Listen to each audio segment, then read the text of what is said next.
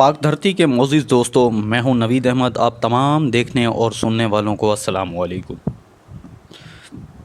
صوبہ سندھ کا صحرا تھر، جہاں روایت اور ثقافت اور اصل شکل میں موجود ہیں، نہ چوری کا ڈر اور نہ ہی ڈکیتی کا خوف، نہ ماحول کی آلودگی کی پریشانی اور نہ ہی اجنبیت کا احساس. یہ ہے پاکستان کے صوبہ سندھ کا صحرائے تھر، جہاں ثقافت، روایت اور اقتدار آج بھی اپنی شکل میں موجود ہیں. تھر کا شمار دنیا کے بڑے صحراؤں میں ہوتا ہے. اس کو دوست صحرا بھی کہا جاتا ہے کیونکہ دیگر صحرائی علاقوں کے مقابلے میں یہاں رسائی آسان ہے. اس تاریخ سے قبل اپنے نئے دوستوں سے بڑے ہی ادب سے گزارش کریں گے کہ سبسکرائب کا بٹن دبا کر ساتھ میں بیل آئیکن کا بھی بٹن دبا دیں. تھر کا ضلع ہیڈ کوارٹر مٹھی ہے. یہ شہر ایک خاتون کے نام پر آباد ہے. بعض روایات کے مطابق یہاں مائی مٹھا نامی خاتون کا کنواں تھا جس میں سے مسافر پانی پیا کرتے تھے. مٹھی پہنچنے کے لیے عمرکوٹ، میرپور خاص اور بدین سے راستے آتے ہیں.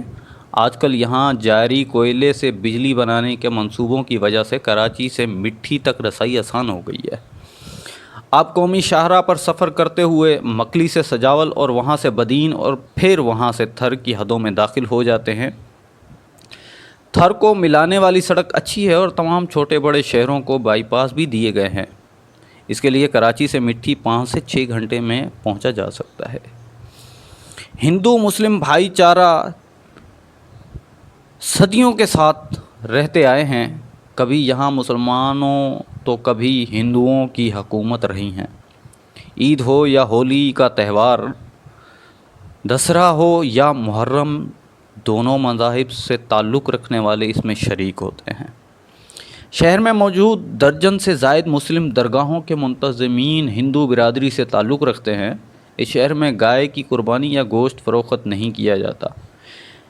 گڈی بٹ مٹھی شہر ٹیلوں کے درمیان میں واقع ہے جس کی آبادی میں مسلسل اضافہ ہو رہا ہے. سب سے بڑے ٹیلے کو گڈی بٹ کہا جاتا ہے، جہاں پر ایک چبوترا بھی قائم ہے. یہاں پر ٹالپور حکمرانوں کے دور کی ایک چیک پوسٹ بھی واقع تھی جو وقت کے ساتھ ساتھ مسمار ہو گئی. کسی زمانے میں گجرات اور راجستھان سے بیرونی حملہ کا ڈاکوؤں پر نظر رکھنے کے لیے یہ چیک پوسٹ بنائی گئی تھی. جیسے اس ٹیلے کے عقب میں سورج غروب ہوتا ہے، شہر کے بتیاں جگمگاتی ہیں تو ایسا محسوس ہوتا ہے جیسے کسی نے پوجا یا مہندی کی تھالی میں موم بتیاں سجا دی ہوں، جبکہ آسمان پر تارے اس منظر کو اور بھی دلکش بنا دیتی ہیں. ثقافت اور سنگیت کے رنگ تھر کے دستکاری کراچی، اسلام آباد سمیت ملک کے کئی بڑے شہروں میں دستیاب ہے، جس میں روایتی کپڑے، گرم شالیں، لیٹر باکس، وال پیس وغیرہ شامل ہیں. بعض لباس آج بھی بلیک پرنٹنگ سے بنائے جاتے ہیں. ان میں سے کچھ چادریں آج بھی گڈی پر بنائی جاتی ہیں جو مشین کی بنی ہوئی چادروں سے زیادہ پائیدار ہوتی ہیں. مارواڑی گیت گھڑی نیم کے نیچے ہوں تو ہکیلی سے مقبولیت حاصل کرنے والی مائی بھاگی کا تعلق بھی صحرا تھر سے تھا. ان کے علاوہ عارف فقیر، صادق فقیر اور موجودہ کریم فقیر گائیکی کی روایت کو جاری رکھے ہوئے ہیں. یہاں کے منگھن ہار قبیلے کے یہ گلوکار مقامی زبان ڈاٹکی، سندھی اور اردو میں گا سکتے ہیں. گیت سنگیت کا شوق رکھنے والے سیاح انہیں نجی محفلوں اور گیسٹ ہاؤس پر بلا کر سنتے ہیں. سنت نیٹو رام آشرام مٹھی سے تقریباً 40 کلومیٹر دور اسلام کوٹ واقع ہے. تھر کوئلے سے بجلی کی پیداوار کرنے کی وجہ سے اہم شہر میں جس کے قریب ایئرپورٹ بھی واقع ہے. کسی زمانے میں اس شہر کو نیموں کا شہر کہا جاتا تھا. یہاں بڑی تعداد میں نیم کے درخت ہوا کرتے تھے. شہر کے اندر ایک بزرگ سنت نیٹو رام کا آشرم ہے. روایت ہے کہ تھر میں جب قحط آتا تھا اور یہاں سے مسافر گزرتے تھے تو یہ بزرگ تمام لوگوں سے چندہ جمع کر کے چاول بناتے تھے اور جنہیں وہ خود آواز لگا کر مسافروں کو کھلاتے تھے. سیوا کے اس منت کو ابھی تک برقرار رکھا گیا ہے. ان کو آشرم میں انسانوں کے علاوہ جانوروں اور پرندوں کے دنکے اور پانی کا بھی انتظام ہے اور یہاں آنے والے مسافروں سے مذہب نہیں پوچھا جاتا. چونروں اور لانڈیاں۔ تھر میں لوگوں کی اکثریت اگلے نما کچے کمروں میں رہتے ہیں۔ ان کی چھتیں گھاس سے بنی ہوئی ہوتی ہیں جو گرمی میں ٹھنڈے رہتے ہیں۔ ہر سال یا 2 سال کے بعد ان پر تازہ گھاس لگائی جاتی ہے۔ اس کے علاوہ سیمنٹ اور مٹی سے بنے ہوئے کمرے بھی ہوتے ہیں جن کا لانڈھی کہا جاتا ہے۔ یہاں پانی عام طور پر کنوؤں سے حاصل کیا جاتا ہے جس کے لیے گدھے، اونٹ یا بیل کا استعمال ہوتا ہے۔ کنوؤں سے پانی نکالنے کی ذمہ داری مردوں کی ہے جبکہ گھروں تک پانی خواتین پہنچاتی ہیں۔ بدلتے وقت کے ساتھ ساتھ کئی دیہاتوں میں اب ٹیوب ویل بھی آ گئے ہیں، اس لیے سروں پر پانی کے 2 سے 3 مٹکے رکھ کر چلنے والی خواتین بہت کم نظر آتی ہیں۔ تھر کی مہمان نوازی کی اگر بات کریں گے تو تھر میں قحط ہو یا بارشوں کے بعد کی خوشحالی، یہاں کے لوگ مہمان نواز ہیں۔ اگر آپ کہیں گاؤں کے قریب رک گئے ہیں تو مسافروں کی مدد کرنا اور ان کی مہمان نوازی مقامی لوگوں کی روایت میں شامل ہے۔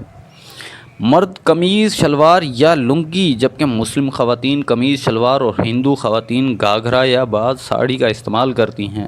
خواتین کے کپڑے زیادہ تر شوخ رنگوں کے ہوتے ہیں جن میں سے بعض پر کڑھائی بھی ہوتی ہے۔ تھر کا موسم پاکستان کی سرکاری ٹی وی چینل کے لیے تھر پر اصغر ندیم سعید کے لکھے ڈرامہ آخری گیت کے ایک ڈائیلاگ میں عابد علی روحی بانو کو مخاطب کرتے ہوئے کہتے تھے کہ تھر کی ہوا بابا آدمی کو عاشق بنا دیتی ہے۔ دراصل جیسے ہی غروب آفتاب ہوتا ہے تو رن آف کچھ سے آنے والی ہوائیں موسم کو خوشگوار کر دیتی ہیں اور آسمان پر ٹمٹماتے تارے منظر کی دلکش میں مزید اضافے کی وجہ بنتے ہیں۔ مور اور ہرن کی بات اگر کی جائے تو تھر کے اکثر گاؤں میں مور پرندے گھومتے پھرتے نظر آئیں گے جو صبح کو گھروں میں دانے چگنے آتے ہیں اور پھر جنگلوں میں چلے جاتے ہیں اور شام کو پھر لوٹتے ہیں۔ جہاں ہندو آبادی ہے وہاں ان موروں کی تعداد زیادہ ہے کیونکہ اسے شری کرشنا اور سرسوتی دیوی سے منسوب کیا جاتا ہے۔ بعض دیہاتوں کے پنچایتوں نے مور پکڑنے یا فروخت کرنے پر جرمانہ بھی عائد کر رکھا ہے۔ تھر میں ہرن اور نیل گائے بھی پائی جاتی ہے جو انڈیا کے سرحدی علاقوں رن آف کچھ کے قریب دیکھی جا سکتی ہیں۔ ان کے شکار پر پابندی ہے اور سرحد فورس رینجرز اس کی نگرانی کرتے ہیں۔ مٹی سے تقریباً 130 کلومیٹر دور قدیمی شہر نگر پار واقع ہے۔ کارونجھر پہاڑی نے اس شہر کو جیسے گود میں لے رکھا ہو۔ سرخ گرانائٹ پتھر، اس پہاڑ کا رنگ سورج کی روشنی کے ساتھ تبدیل ہوتے ہوئے نظر آتا ہے۔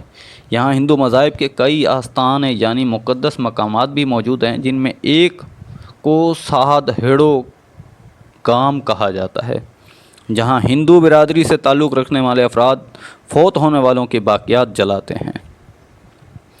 بعض روایت کے مطابق مہابھارت میں جب کوروں نے پانڈوؤں کو 13 سال کے لیے جلا وطن کیا تھا تو 5 پانڈے اس پہاڑ پر آ کر بس گئے تھے۔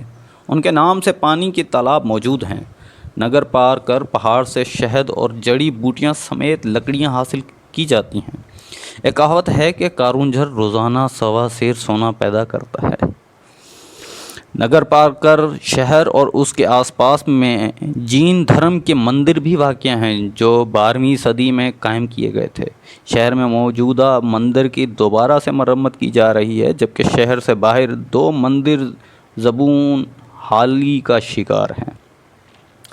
ان کے ساتھ ساتھ ایک قدیم مسجد بھی واقع ہے۔ مختلف روایات کے مطابق یہ مسجد گجرات میں مسلم حکمرانوں نے تعمیر کی۔ بعض مورخین اس کو دلی کے حکمرانوں کے ساتھ جوڑتے ہیں۔ کچھ نامور آرکولوجسٹ کا کہنا ہے کہ یہ خطہ جین دھرم والوں کا گڑھ رہا ہے۔ وہ بتاتے ہیں 13ویں صدی تک جین برادری نے تجارت میں عروج حاصل کیا اور جب یہ برادری خوشحال ہوئی تو انہوں نے یہ مندر تعمیر کروائے۔ موجودہ مندر 12ویں اور 13ویں صدی کے بنے ہوئے ہیں۔